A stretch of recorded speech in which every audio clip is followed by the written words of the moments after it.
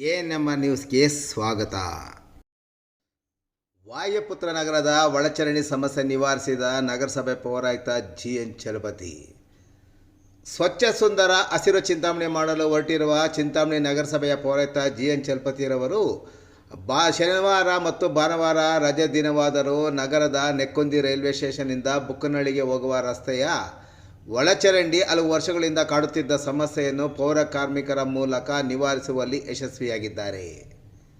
ನಗರದ ನೆಕ್ಕೊಂದಿ railway station ರಸ್ತೆಯಿಂದ ಬುಕ್ಕನಹಳ್ಳಿ ರಸ್ತೆಗೆ ಹೋಗುವ ಮುಖ್ಯ ರಸ್ತೆಯಲ್ಲಿ ಒಳಚರಂಡಿಯ ನೀರು ಸರಾಗವಾಗಿ ಹರಿದು ಹೋಗದ ಪರಿಣಾಮ ಹಲವು ಕಡೆ ಮ್ಯಾನ್ಹೋಲ್ ರೋಡ್ ತುಂಬಿ ಪಕ್ಕದ ಚರಂಡಿ ಒಳಚರಂಡಿಯ ನೀರು ಹರಿಯುತ್ತಿರುವ ಪರಿಣಾಮ ನಗರದ JJ ಕಾಲೋನಿ, ಚೌಡೇಶ್ವರಿ ಓಣಿ, ವಾಯುಪುತ್ರ ಬಡಾವಣೆಗಳ ಚರಂಡಿಗಳಲ್ಲಿ ಒಳಚರಂಡಿ ಹರಿದು ಇಡೀ ಬಡಾವಣೆಗಳಲ್ಲಿ ದುರ್ನಾತದ ವಾಸನೆ ಬೀರುತ್ತಿದ್ದಲ್ಲದೆ ಸೊಳ್ಳೆಗಳ ಕಾಟ ಜಾಸ್ತಿಯಾಗಿ ಸಾಂಕ್ರಾಮಿಕ ರೋಗದ ಭೀತಿಯಲ್ಲಿ ಅಲ್ಲಿನ ಜನರನ್ನು ಕಾಡುತ್ತಿತ್ತು.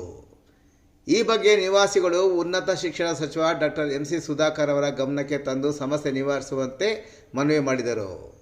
ಸಚಿವರು ಪೌರಾಯುಕ್ತರಿಗೆ ಸೂಚಿಸಿದ್ದರು.